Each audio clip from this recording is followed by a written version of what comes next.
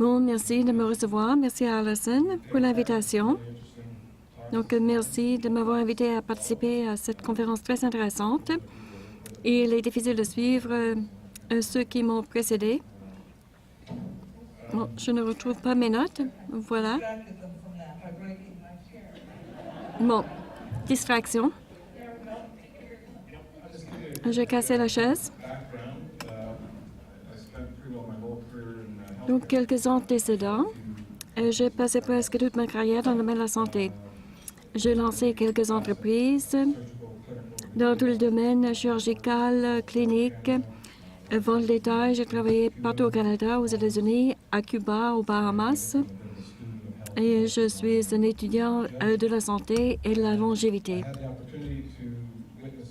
Et j'ai eu l'occasion de témoigner de beaucoup de bonnes choses ici en Nouvelle-Écosse. J'ai travaillé avec des infirmières, des médecins, des scientifiques ici en Nouvelle-Écosse. Malheureusement, j'ai vu aussi beaucoup de choses qui n'allaient pas. Et il y a beaucoup de choses qui ne vont pas. Moi, je trouve que nous sommes vraiment en grave difficulté. Si je regarde par exemple autour de la salle, je dois m'excuser auprès des jeunes parce que nous sommes en grave difficulté. Si vous croyez que nous avons des difficultés, il faut multiplier par 10 à cause des macro-forces qui vont se manifester, des maladies chroniques, une population vieillissante et les nouvelles menaces à la santé. Nous avons un système qui n'est pas en mesure de se réparer, qui ne veut pas se réparer. Donc, la situation est assez difficile. J'ai discuté avec ma femme. J'ai 2 filles qui iront à l'université d'ici 3 ou 4 ans. Et nous avons eu cette discussion. Est-ce qu'on pourrait continuer à habiter la Nouvelle-Écosse? Parce que la Nouvelle-Écosse est surtout vulnérable à ce problème à cause de taux de maladie. Et nous sommes en grave difficulté. Je n'aime pas parler comme ça, mais je comprends très bien la situation. Et c'est vraiment très noir. Mais aujourd'hui, elle est là pour parler d'espoir. Et je sais qu'il y a des gens qui pourraient peut-être nous sauver, que l'on soit jeune ou plus vieux, des gens comme vous. Il n'est pas nécessaire d'être médecin ou infirmière, donc il faut tout simplement avoir la compassion et il faut agir. Donc, si j'ai bien compris les autres conférenciers, je crois qu'on est là. On pourra le faire. Je vous donne quelques exemples. Ce qui me préoccupe, c'est l'inégalité que l'on voit dans le domaine des soins de santé et on en voit de plus en plus. Donc, si vous habitez à côté de médecin, vous n'aurez pas à attendre. Il y a déjà un système de volets. J'étais une de ces personnes. J'ai eu l'occasion de recevoir les soins dont j'avais besoin. J'ai quitté les soins de santé pour lancer une autre entreprise et j'en parlerai dans quelques instants. Donc, il faut appuyer sur le bouton, si je ne me trompe. Moi, j'aimerais vous parler un peu de cette diapositive. Donc, si en 2017, on avait un système de soins de santé comme ça, au lieu d'avoir de l'imagerie, des tomodensitométries, donc en haut de ce cercle, il y a les aliments. Il faut concevoir nos sociétés pour les encourager à bouger. Ensuite, le mouvement, l'environnement. Le 3e cercle, il y a beaucoup de produits chimiques dans l'environnement qui causent des problèmes de toxicité. Est-ce que vous avez jamais lu le livre The Blue Zone? Vous connaissez? Oui, vous l'avez lu? Donc, c'est vraiment un livre très intéressant. Des gens de partout au monde qui ont étudié les gens qui atteignent l'âge de 100 ans. Mais, à mon avis, le système optimal de soins de santé vous permettrait de vivre jusqu'à 100 ans, plus ou moins en santé. Donc, ils ont étudié ces gens partout au monde. Ils ont découvert la même chose à Costa Rica, en Californie, au Mexique. Ces gens ont suivi ces principes. Ils ont mangé les bons aliments, ils ont bougé, ils avaient un bon environnement. Ils avaient de la foi. Je ne parle pas nécessairement de la religion, mais plutôt de la foi. Donc, des relations familiales très étroites. Étant plus vieux, on n'allait pas dans une résidence pour personnes âgées, on restait chez soi. Donc, ça a eu des conséquences pour la longévité et la qualité de vie. Autre chose, il y a le stress. À l'heure actuelle, le système ne sait pas comment faire face au stress et les effets négatifs sur la santé. Donc, s'il y a un médecin qui parle de stress, vous avez un bon médecin. Ensuite, il y a la question du soleil, nos tendances de sommeil. Donc, d'ici 2017, on devrait peut-être en commencer à parler avec les responsables du système de soins de santé. Donc, c'est une pyramide qui est vraiment extraordinaire. Et c'est différent du guide d'alimentation canadienne. On ne voit pas de viande, on ne voit pas de produits laitiers. Donc, vous connaissez le Dr. Andrew Weil, vous l'avez sans doute vu. Il a une barbe blanche assez longue. Ensuite, il y a les légumes, les fruits. Ensuite, les épices, le turmeric, la cannelle. Mais le système de soins de santé ne va rien changer. On ne va pas avoir du leadership au ministère de la Santé. Ça ne vient pas des médecins ou des syndicats. C'est le consommateur qui va changer les choses. Donc, il y a l'entreprise Life Kitchens en Californie. Et ils ont des restaurants. Et ils répondent aux besoins des clients. Donc, l'alimentation, mauvaise alimentation, c'est la cause de les maladies. Ça cause l'inflammation, des maladies cardiovasculaires. Mais on n'en discute pas aujourd'hui. J'espère qu'on en discutera en 2017. Mais ces gens-là, l'ancien président et directeur général de McDonald's a lancé cette chaîne de restaurants. Et c'est un bon modèle. Donc, des gens qui ont fait des millions pour causer des maladies. Maintenant, ils lancent d'autres entreprises pour vous donner de la santé. Au début des années 1900, et si je parle par exemple des soins publics, j'essaie de comprendre quels éléments touchaient la maladie. Au début des années 1900, bon, on a vu l'alcool, ensuite le tabac, les effets négatifs sur la santé publique. Maintenant, il y a la question des aliments qui causent les maladies chroniques.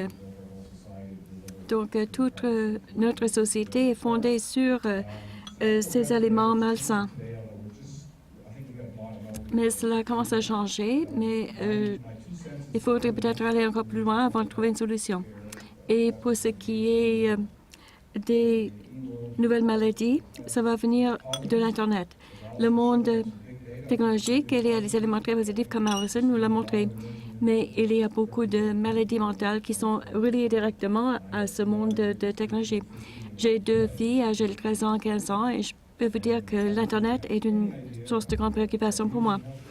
Les leaders dans le domaine de la santé, ils ne comprennent pas quels problèmes ça va présenter à l'avenir. Donc, j'en ai eu assez des soins de santé dominants. J'ai vu tous les terrains de golf, toutes les pistes de ski à travers le monde, des médecins qui faisaient des recherches. Oui, on faisait des recherches, mais on ne faisait pas les bonnes choses. Donc, je me suis retirée de l'humaine et j'ai lancé une entreprise il y a 4 ans qui s'appelle TrueLeaf. On peut concevoir des systèmes d'agriculture à l'intérieur, dans l'Arctique, dans le Nord, dans les communautés autochtones où il y a beaucoup de maladies chroniques. Donc, on fournit des aliments frais. Et nous avons attiré beaucoup de gens très intéressants, des gens qui pourraient travailler heures et gagner beaucoup d'argent. Mais nous avons aménagé une petite installation au collège agricole et ces aliments-là sont très beaux, beaucoup d'aliments nutritifs, bons pour le système immunitaire et on veut fournir cela aux écoles, aux hôpitaux toute l'année. Donc, le président de notre compagnie, c'est Robert Orr, il est président et c'est un des chefs d'entreprise les plus brillants au monde.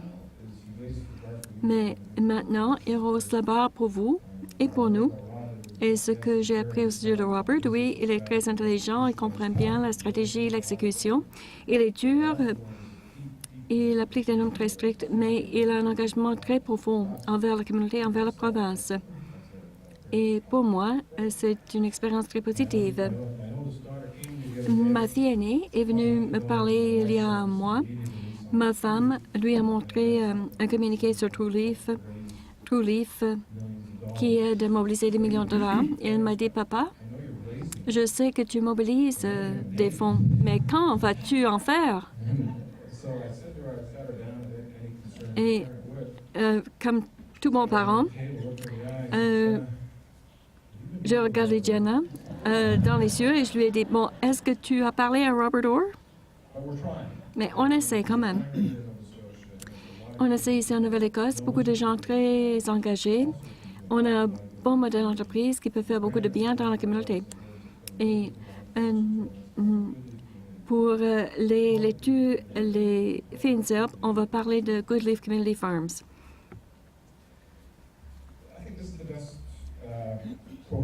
Donc, voici la meilleure citation que j'ai lue au sujet des soins de santé. Les gènes chargent l'arme, l'environnement tire le gâchis. Donc, tout simplement parce que votre père, votre mère a eu le cancer, ça ne veut pas nécessairement que vous allez l'avoir. Donc, ce que nous faisons dans notre vie, cela a un effet sur nos gènes. Que l'on adopte une vie saine, une vie malsaine, il existe une corrélation. Donc, j'espère qu'en 2017, notre système de soins de santé va bien comprendre ces enjeux. Il va se rendre compte qu'il y a une autre solution à part les pilules, les tomodensitométrie, les imageries, etc.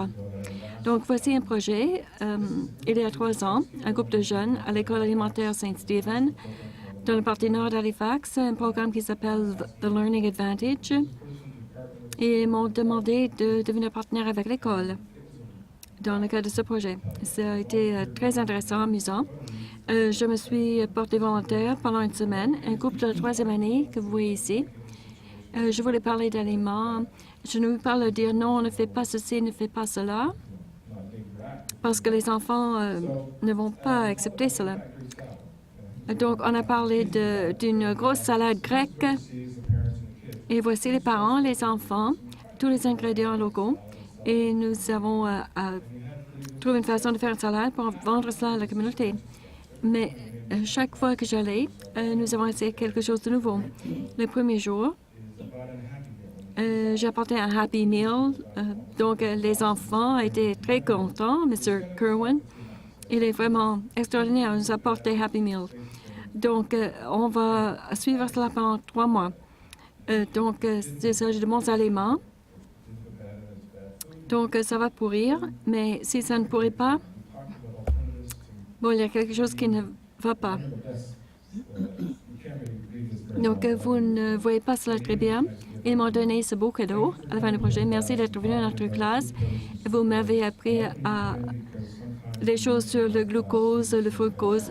J'aime quand tu viens parce que comme ça, on n'a pas à suivre les cours de mathématiques. Donc, je voulais dire que le fructose, oui, on doit lire les ingrédients. Donc, ça a été une belle expérience. Donc, ils ont trouvé l'allocution « Os is gross ». Donc, à la fin du projet, on est monté dans notre bus, on est allé dans une ferme dans la vallée d'Annapolis. Moi, j'ai appris beaucoup plus que le cultivateur nous a montré ses poulets, etc. Et si on montre aux enfants, en effet, il y a beaucoup de ces enfants qui arrivent à l'école sans avoir pris le petit déjeuner, ils ne savaient pas comment préparer les aliments. Et donc, il y a aussi une rupture à la maison. Donc, c'est une belle occasion que nous avons avec les enfants. Il faut les mobiliser. Donc, quelques idées que j'aimerais vous lancer brièvement. Bon.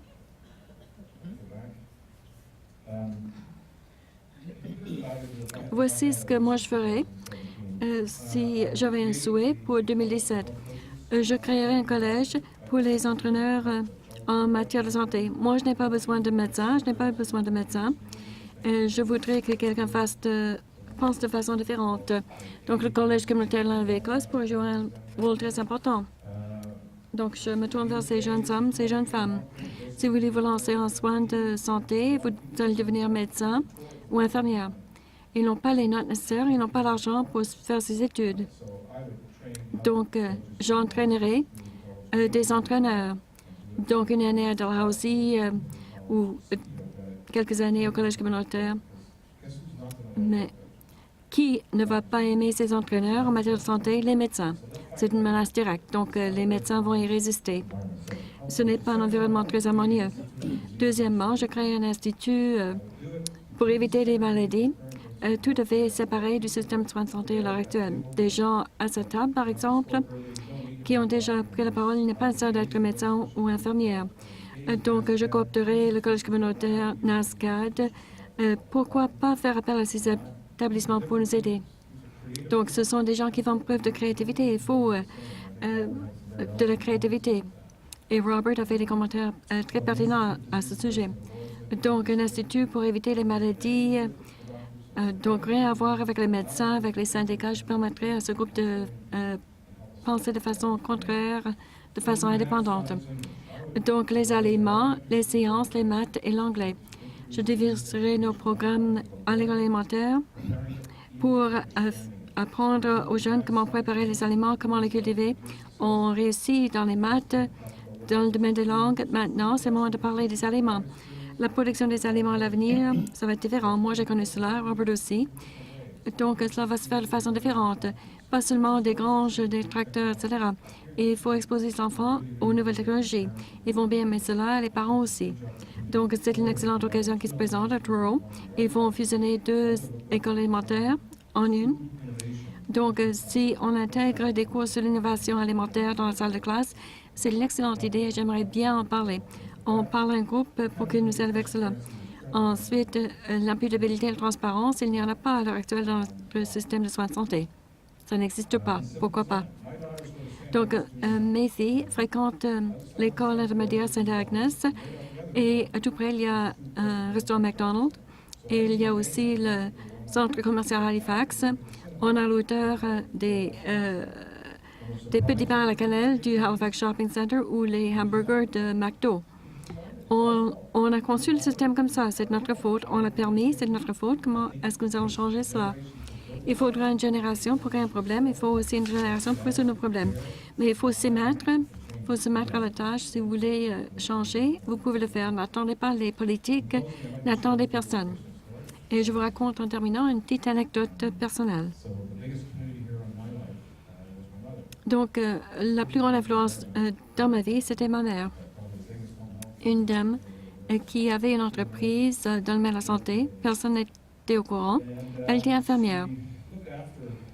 Mais elle s'occupait de 20 personnes âgées.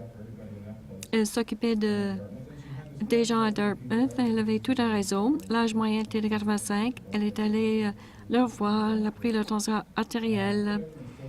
Elle a tout fait pour eux. Elle leur a fait du pain sain. Et elle a utilisé une des meilleures tactiques qu'on peut employer dans la santé. Elle les écoutait. Elle voulait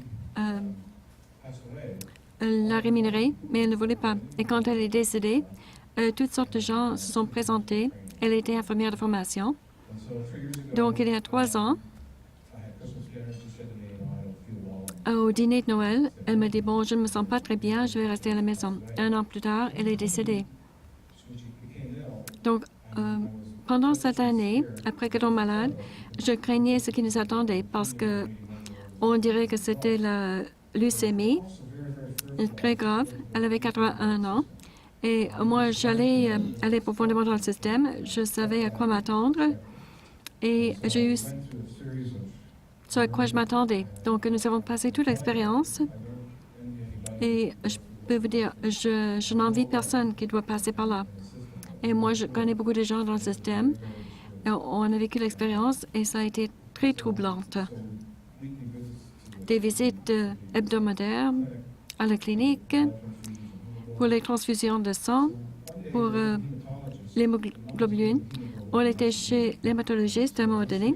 Maman recevait du sang 1 fois par semaine. On était dans la salle, à la clinique. On attendait le médecin. Et moi, je disais, bon, je ne suis peut-être pas le plus intelligent, mais tu as besoin d'hémoglobine. Donc, essayons l'herbe de blé. C'est très bon pour le sang. Ma mère avait un trouble du sang. Donc, est-ce que le médecin en sait quelque chose? L'herbe de blé. L'hématologiste arrive et elle arrive. Donc, qu'est-ce que vous pensez de l'herbe de blé? Donc, une question suggestive. Donc, on l'a cultivée. Et c'était là, nous l'avons cultivée. Et j'allais faire la cuisine pour elle tous les jours. Et je me souviens, un jour, on riait comme des fous. Et on mangeait de l'agropire. Donc, nous sommes comme deux vaches dans un champ. Mais elle se sentait mieux. Je pensais que c'était à cause de l'agropire. Ou c'était peut-être un placebo, selon les médecins. Ensuite, elle a commencé à se détériorer et j'ai vu ce qui allait venir. On nous avait dit de nous rendre à l'urgence. On s'est retrouvé à l'urgence pendant la nuit. Elle n'en avait pas besoin. J'ai téléphoné à la clinique. Elle a difficulté à respirer. Pourriez-vous venir vérifier les signes vitaux? Non, on ne peut pas venir. Oui, mais vous êtes de l'autre côté de la rue. Venez vérifier. Donc, un entraîneur en matière de santé pour le faire, mais pas quelqu'un du système de santé. Elle est allée à l'hôpital Victoria General et elle est décidée dans une salle. Je ne voudrais pas que mon chien il meure. C'est haïssable.